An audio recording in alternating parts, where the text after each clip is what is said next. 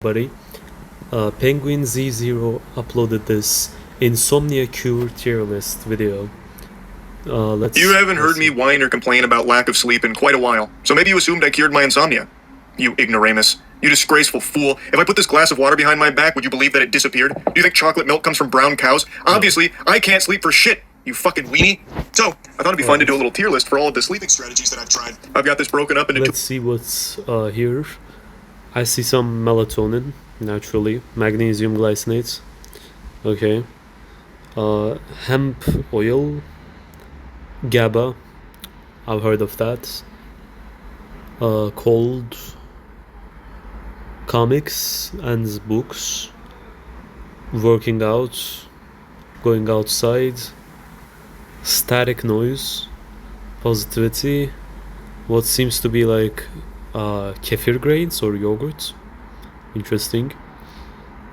Vegetables. Junk food. Sitting down. Changing bed. Sunlight. That would actually work. Whenever I get more sunlight, my sleep is longer, deeper, and the sleep timing is better. Okay, so when it comes to sleep, what do we want to achieve, right? We want to achieve restfulness with sleep, right? That's why we sleep. We want to rest. So what gives us the best rest when it comes to sleep? Okay, so we got three important factors for restfulness after sleep. One is sleep duration, sleep quality, and sleep timing. So these three factors are what gives you the restfulness feeling. We want to sleep for a good amount of time. We want to sleep deep, and we want to sleep when it's right. Right, so like if you're sleeping during the day, but if you're still somehow getting deep enough and long enough sleep, that's still not going to be ideal. Okay. tiers worked and didn't work. I considered doing a middle tier where it was like ephemeral, worked for a little bit, but I didn't think that was necessary. If it didn't work long term, it's fucking useless to me. It's dead to me. So what's the point? It either works or it doesn't. I either get to 6 feet tall or I don't. It's always 50-50. Okay. So let's go ahead and start with what I think to be the most mainstream solution people offer when you tell them that you can't sleep, and that's melatonin. So melatonin, I've tried many different forms of it. Okay, because it is so mainstream and it is so like classic, and melatonin is just known as the sleep hormone, which it is not. Melatonin, I don't think could be considered as the sleep hormone, quote unquote. Nothing is actually the sleep hormone. There is no sleep hormone, which is why when you take melatonin, it just doesn't knock you out, right? That's not how it works. For anyone who's used melatonin, it could be beneficial. It was beneficial for me in certain situations.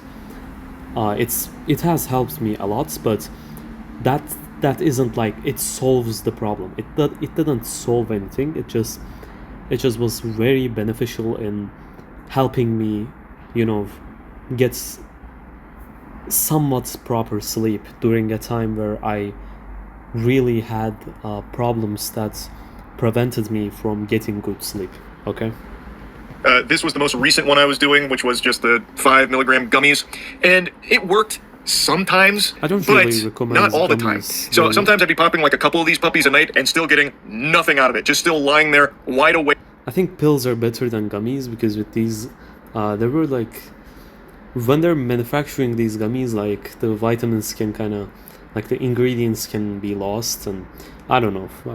I prefer like pills. And just tossing and turning, not getting any restful slumber. And I know the research says that if you take this like in large quantities over a long period of time, it can actually kind of fuck with your body because your body naturally. Okay, so the research actually does not say that. I don't know what study he's referring to. I think he just saw it like from like mainstream sources or something, but that's actually not true. Melatonin, exogenous melatonin actually does not prevent endogenous melatonin production. That's not how it works.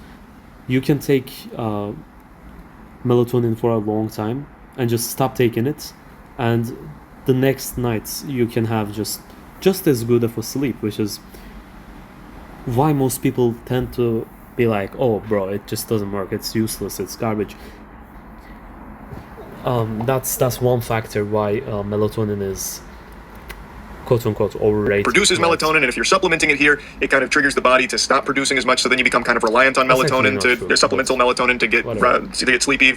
So just a whole can of worms. I've struggled with insomnia pretty much my entire adult life, so melatonin has always been like this side character that keeps popping up in every couple of seasons of my life that I try and dust off out of the old Batman utility belt to see if it actually works for me, and it always has underwhelming results. And hopefully through the extended use of melatonin that I've had throughout my life, it hasn't torpedoed my body's ability to make melatonin. But regardless, this comfortably sits in the didn't work tier for my insomnia. Next up for supplements is magnesium glycinate. There's another one that's frequently very overrated, I would say, like quite overrated for sleep, man. People are like, oh, make sure you take it at night. You have sleep problems, oh, you gotta solve it with magnesium glycinate. That's not how it works.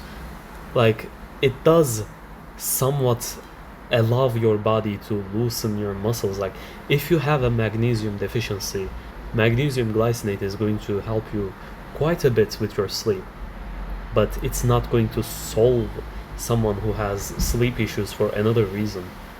It's good to take, sure. Magnesium glycinate probably like the most has like the highest reward to risk ratio in terms of supplements. I would say that would be like magnesium glycinate, because the lack of like side effects, right?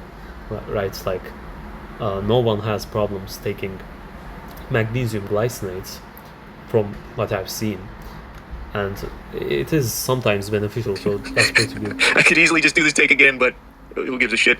I just hit the Discord moderator speak right there, the fucking baby talk. This is frequently recommended if you can't sleep to help you get sleep. I have tried magnesium glycinate.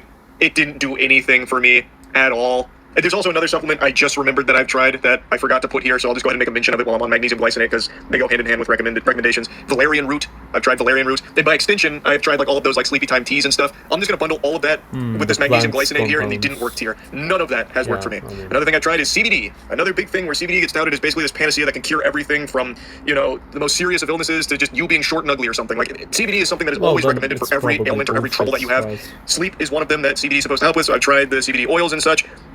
It didn't work for me. It didn't do anything for me that I noticed. So that's once again going in the didn't work tier. Another supplement that I've tried that gets recommended is GABA. So this one is like a neurotransmitter enhancer. I don't even really recall now, but I tried GABA, and again, that one didn't work for me either. I will say, like, I've done all of these a lot, and maybe there were like one or two instances where it was able to help me get some sleep that night, but doing them like over a long period of time, it wasn't consistently helping me fall asleep. So for me, that goes into the didn't work tier. Next, eating healthy food before bed. So this was something I saw as like old school advice of like eat some really healthy food before bed, because you always hear the thing about like food coma when you eat a lot. So I tried eating healthy food before bed. That did nothing, obviously. I then tried the inverse of that, of eating unhealthy food before bed. And actually, I had a little bit more success with that when I was fucking chowing down on Wawa gas station sandwiches. Like, that was like 4 or 5 months ago. I went over like 3 weeks of just ordering sandwiches from Wawa at like 2, 3 a.m. when I couldn't sleep, eating those puppies, scarfing them down. And there was actually a few nights where like my belly was full, my tummy was stuffed, and I did actually fall asleep with all that grease. But it didn't work every time, and it eventually lost all of its luster, and I stopped being able to sleep and just started feeling like a slob. So also goes in, it didn't work. Another thing here, this is a picture of cottage cheese. Old bodybuilder advice from way back in the day was eating some cottage cheese right before bed because of the casein protein in there, and like slow digestion, helping you not, go catabolic while you sleep. And I remember back in college, I was very deep into doing that stuff and cottage cheese before bed, and I didn't have nearly as terrible sleep problems then as I do now. So I started doing cottage cheese before bed again. And there's a couple nights where I think it helped, but overall, it's going to go into didn't work, because even though I've been doing a lot of cottage cheese, and still, like, I am eating cottage cheese before bed just because I get hungry and I can't sleep on an empty stomach. That doesn't work for me either. So cottage cheese has been like the go-to in those situations there. It doesn't really help me sleep, obviously. And then also, piggybacking off of this, I've tried, of course, no eating, no drinking or anything, like no calories, 3 hours before bed. And I've done like intermittent fasting and stuff. That could actually help a lot.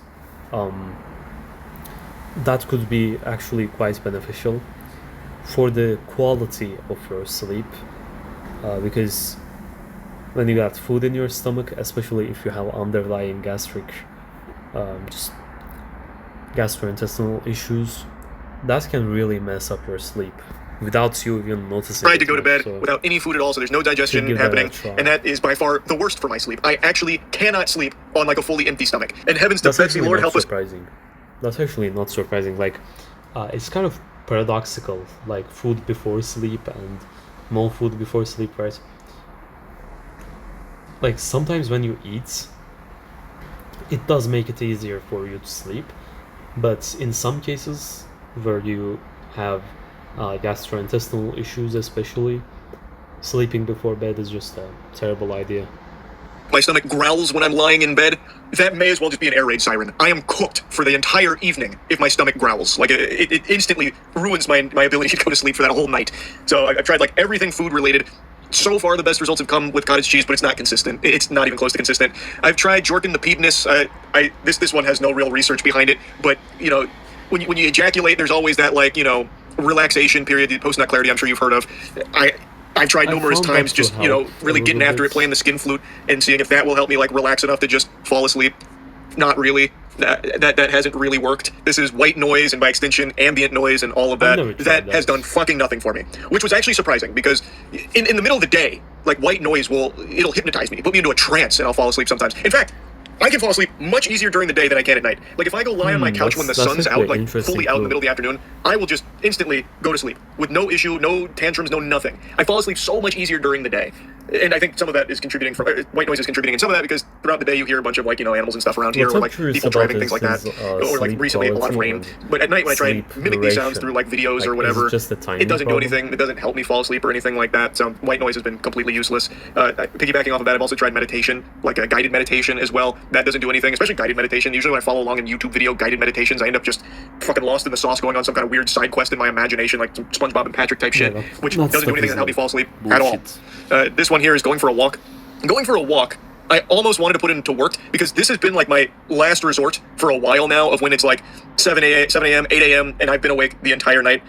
I go for a walk and then come back, and then I can fall asleep pretty often, but I don't know if that's because of the walk itself or just because the sun starts to come out, the sun is out, and I just have a much easier time falling asleep in those circumstances. So I'm not entirely sure if it's the walk or the sun. I'm gonna, you know, I'll put going for a walk in the work category. The next up is lifting weights, working out late at night, which is something I've done often for a long time, is late night lifts. And sometimes they have actually helped me fall asleep, I would say, but overall, not really. I don't think they keep me awake either. I know a lot of studies suggest that lifting weights late at night can actually make it more difficult to fall asleep. I've never found it to be, like, more difficult than usual for me to fall asleep, nor have I found it easier. It's kind of just neutral. But maybe, you know, maybe I'm wrong. Like, maybe it has made it harder to fall asleep. I'm not really sure. I can't fall asleep fucking regardless anyway, but weightlifting, I would say, hasn't worked in helping me go to sleep with, like, a heavy lift late at night. Reading a book, that has done fucking nothing for me. I would say, for me, lifting weights, that type of, like, exercise, I've actually tried that, and it is horrible for my sleep, right? Like, I'll just give you my experience, and like, the clinical data shows that too. Heavy exercise, especially weight training, is horrible for sleep. Don't do that stuff before you sleep. I've tried reading. I even made a video on one of the books I read, which was Haunting Adeline, a revolting, abhorrent pile of dog shit that feels like it's a crime that it even got published. But I chose a book like that because it's something I'm not interested in at all, and I started reading it because I thought it would help me sleep. Because I tried reading things I was interested in, and that didn't do anything to help me sleep because, well, I was interested in reading them, so it was stimulating. So I chose, on purpose, made the conscious decision, strategically chose some trash like Haunting Adeline to help be a lullaby for me, and that didn't work either. Like, maybe the first couple of times reading through, it did help. Maybe, like, boring me to sleep, like, potentially, but by the time I finished the book, it completely stopped being a sleep aid at all and just became, like, a baffling experience. I couldn't believe the shit that I was reading, even made a video ranting. I can't stop thinking of, like, how boring this book is, so I can never fall asleep. About how unhinged that book is. But the point is, it's not just Haunting Adeline. I've read books that I have no interest in that are not helping me fall asleep. So reading hasn't worked either. Reading manga is another thing I've tried. In fact, that was the first thing I tried before switching to books, but I just like manga, so it usually just keeps me awake. So that didn't work either. I guess these two could have just been together with, like, reading in general. Hasn't worked at putting me to sleep. Next up, we have cold temperatures. Everything I've ever read in regards to improving your sleep or helping you fall asleep always recommends making it as cold as possible in your sleeping environment. Yeah, so I've been cranking that bitch way down, sub-zero temperatures and beyond. I'm talking infinity and beyond. We're getting to Bose-Einstein condensate levels of temperatures in my room, and that doesn't do shit. It doesn't do anything. Feels better than it being hot, like scorching heat and, like, sweaty. Yeah, but it ain't helping me fall asleep. It's not doing anything for my sleep yet, but it is comfortable. It's comfy. I guess every time I've ever fallen asleep, it has been more on the cold side than the hot side, but the temperature alone isn't putting me to sleep. Okay, so none of these alone are going to, like, put you to sleep, so to speak, right? That's not how it works. Being in a cold temperature isn't going to knock you out instantly, obviously, but being in a warm temperature isn't ideal for sleep. Being in a cold temperature is. So this isn't if you are having sleep issues, no matter who you are, if you're having sleep issues or if you're not, sleep in a cold temperature because it will put you in a better sleep. Or doing a whole lot to help me sleep. Though I can't sleep in a warmer environment, so do I put it in worked? I don't know. I'm gonna keep it didn't work because it always says like if you start making it colder in there, it'll help you fall asleep. It hasn't. Next up, screens. The big thing, abstaining from screens or like blue light glasses, for example. Blue light glasses I've tried. It's not gonna hasn't really done anything for me ever. Just avoiding screens before bed. I've tried. So like after stream, I'll go for like another like hour or so, like just unwinding. Okay, so the thing is, blue lights and stuff. I'm not sure if like the theory behind it is actually kind of solid, right? Because the sun has blue lights and sun goes down, etc. Okay, it makes sense, but when I'm looking at my phone, I really can't sleep. Okay, I'll give you that. But when I'm watching like TV, like, and guys, trust me, like the TV has no like blue light reduction mode, so it will be like 5 a.m. and I will be blasting myself with like the the blue light from the TV. Just my like entire face would be blasted with completely blue lights. By the way, like our TV is like I don't know if it's like extra blue lights or if I'm just used to like using the night shift at night, but yeah, that thing is crazy blue, right? I can still pretty often fall asleep in front of the TV, right, when I'm watching something. Actually, I find that to be like the best way to fall asleep for me, right?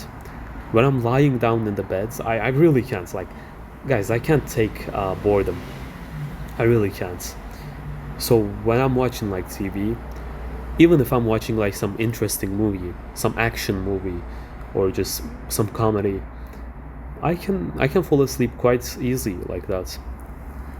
Reading a book also does help a bit, but I think those things only work like when you're going to sleep, right? Yeah, like you're already going to sleep, and doing those things, it doesn't disturb your sleep, right?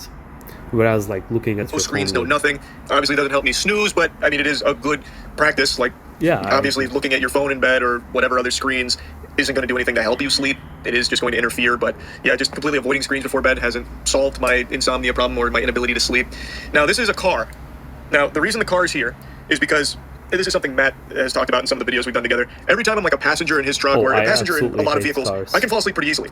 Like, I don't know if it's the motion or, again, just because the sun's out and I sleep easier there and being in a car is a pretty relaxed environment. Obviously, a lot of white noise there, like on the road. So I don't know what's been happening with me, but for a while now, like, cars have been making me really sick. And recently, it's just got much worse. To the point where I don't even want to go places because like I just get so car sick, right? Like I'll ride a car and I'll just feel so horrible. I don't know. Bad stuff have been happening to me, guys, unfortunately. Being a passenger in a car is something that has historically been really good at putting me to sleep. And I know my parents told me that when I was a baby, I had a lot of problems sleeping. So what they did is they just drive me around the neighborhood until I fell asleep, which I think put a really bad habit like deep in my fucking DNA. But I mean, yeah, being a passenger in a car, I do fall asleep really often, frequently, easily. Obviously, I can't really do that late at night. I guess I could order an Uber and just ask him to drive around in circles until I fall asleep. But, you know, it's not exactly something overly reliable. Don't do that. Driving doesn't put me to sleep, and I wouldn't really want to do that late at night. Just go for a drive and hopefully fall asleep behind the wheel. That's not good for anybody. But what I have tried is like just going into the car when I can't sleep in the passenger seat and seeing if that works. Obviously, I don't keep the car running in the garage or anything. I'm not trying to kill myself. So, you know, just in the driveway doesn't do anything. I think it probably needs to be in motion. But even then, I also think it maybe has something to do with the sun being out, because that seems to be where I'm in my prime sleep form. Next up is changing locations, going from like bed to somewhere else to mix it up, you know, keep the body confused. So like going to the couch. Darkness actually helps me a lot. I don't know what his deal is with like the sun. Interesting. So when I sleep, what benefits me the most is going to be cold temperatures, right? Cold temperatures, just the lack of light, like complete darkness, and you know, something to keep myself occupied with. I feel like those things do help quite a bit. I said I sleep in front of the TV, but what I do is I watch a movie, right? And halfway through, I will get, I'll get very sleepy. I'll feel it. I'll turn off the TV. It will be very dark, and I will sleep. So yeah. I actually have a much easier time sleeping on the couch than I do in my bed. And I always have. That's just always been the way it has been for me ever since I was a kid. If I couldn't Yeah, I sleep, I'd go to agree. the couch, and then sometimes I'd fall asleep there. But But like I the have better odds sleeping on the couch is couch than I do the sometimes bed. quite But it's not guaranteed. So like tonight, I spent 2 hours just trying to fall asleep on the couch after I spent like an hour and a half unable to fall asleep in my bed. So it doesn't always work, but I will say better batting average when it comes to sleeping on the couch than it does versus my bed. I've also tried getting a new mattress. That did nothing. Love my old mattress. Love my new mattress too. That plays no role in my ability to sleep or not. But these motherfuckers are comfy. Which is nice. A comfy environment's important, but it has done nothing to help me fall asleep. Another thing I've been doing a lot of, and this actually was working for a while, but now my insomnia is just beating my ass, getting more sun. So ever since getting the farm, I've been outside far more often, like in the sun, which obviously with the circadian rhythm, this is something that you'll read about when it comes to sleep often. It was helping for a little while with me getting tired at night, but now I don't know, it hasn't been as sunny, to be fair, because of how much rain we've been getting in Tampa, but being outside, being in the sun, has been something that has helped, recently, but over the last month and a half, maybe 2 months, it hasn't been helping nearly as much, even though I'm getting just as much sun as I was then, and being outside and active, I'd say even more so now than I was when it was working, but I'm gonna put it in work because I can't even really blame the fucking sun for that. Like, it was doing what it was meant to do, and it is something very important, like being awake when the sun's out and going to sleep when the sun's down, like that's human nature. Obviously with night shifts, that changes, and you can change your sleep schedule to adapt to it, but naturally, that's the way it works, and it was working for me getting even more sun, but now, not so much. But I'm not going to hold a grudge against it. Sun is great for you. I always say this. It's been rough. Like there are a few things I haven't tried. What I haven't tried is like the heavy, like the real heavy stuff, like actual sleeping pills or like trazodone, stuff like that. I don't want any like tranquilizers or anything. The big thing is I don't want to be like fully reliant on pills to put me to sleep. I don't think that actually solves the problem. That feels like a band-aid and feels like probably a slippery slope that's not going to be good long term for me. So I've been avoiding things like that and just trying to like really grit my teeth and just find what will actually work for me. And I'm still on that journey to this day. So hopefully I'll get the insomnia under control. I'm still strategizing, brainstorming in the think tank. Just wanted to do this little tier list here to show you where we're at right now. Okay, anyway, so I'll talk about my own sleeping problems. I mean, I've always I don't know, when I sleep, I tend to sleep later at night, but I think that's always been the case because of like school and stuff, right? I would have like school tomorrow, so I wouldn't want to sleep, right? Because I hated school, guys. Like I couldn't tell you how much I hated school. Like it was just such a horrible thing for me, just going to school. And even like my school experience was not that bad, but I just hated it so much, like just being confined in that space. So I always kind of was kind of sleep deprived during the school seasons. But recently, actually not recently, like 2 years ago, I think that was like the first time when I had like interesting sleep issues.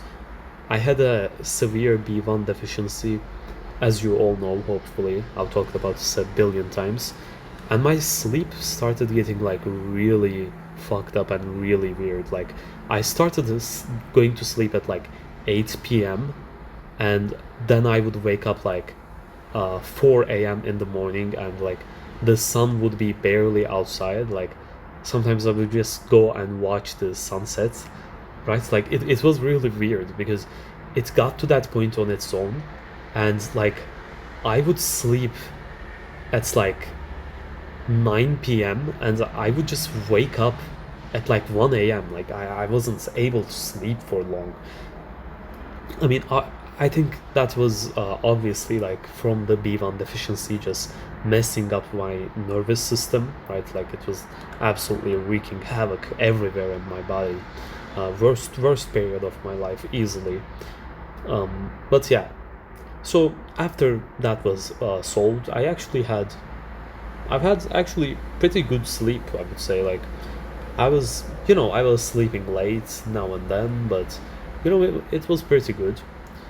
But moving on from them to my last severe issues with gastrointestinal system, I had very, very bad like bile reflux and gastroparesis like symptoms. So the stomach not emptying itself or emptying itself too late. That was really bad. And man, just eating before bed just killed me. I'm telling you, like eating before bed just killed me. And not eating before bed also made it hard for me to sleep. I really don't like going to sleep hungry. being like full, not full in the stomach, but like being nourished before sleep, right? So not like catabolizing your fats. I think like not being fasted before you go to sleep. I think that's good, but also having like food in your stomach, especially, or like the first parts of your intestine, I think that's bad for sleep. So I think it's best to eat like 4, 5, or 3 hours before bed, depending on like how fast your stomach empties. For me, it's more like 5 hours before bed, right? So that's the best for me. And when I was having gastric problems, melatonin was a lifesaver. Man, I'm telling you, like melatonin helped me so much, right? At one point, for whatever reason, right, when I went to sleep, when I went to bed, to lie down and sleep, whenever I got sleepy, my stomach just started burning like crazy, and I was just completely unable to sleep, even though I was just so sleepy, right? I could barely open my eyes, but I couldn't fall asleep because I was just so insanely uncomfortable. Melatonin actually, I think melatonin is like one drop in the sleep bucket, and my sleep bucket was like filled to the brim, right? And melatonin was like that one extra drop, so it made it spill over and I could fall asleep. So in that regard, melatonin was quite helpful. Magnesium, I think magnesium is good. GABA, this weird oil, I don't think those would help. Eating healthy in general, obviously not like eating broccoli, avocados, and overall plant-based diet. I don't think that's healthy. Eating junk food, I think that's just a terrible idea, right? If I eat like a hamburger, I won't be able to sleep that night. Genuinely, dairy, I'm generally not for eating right before bed because of how bad it is for me, but dairy does tend to make you tired. Jerking it before bed, that does help. That does help, I'll be fair. White noise, I've never tried that. I don't like white noise. Meditation, useless for me. Weight training, actually, this is detrimental for sleep. Reading a book, that I'm interested in, that seems to be good for me. Cold temperatures, that's generally helpful for everyone. Abstaining from screens, not necessarily. Like, it could help to not look at your phone before you sleep. Cars make me sick, man. Like, cars make me so incredibly sick.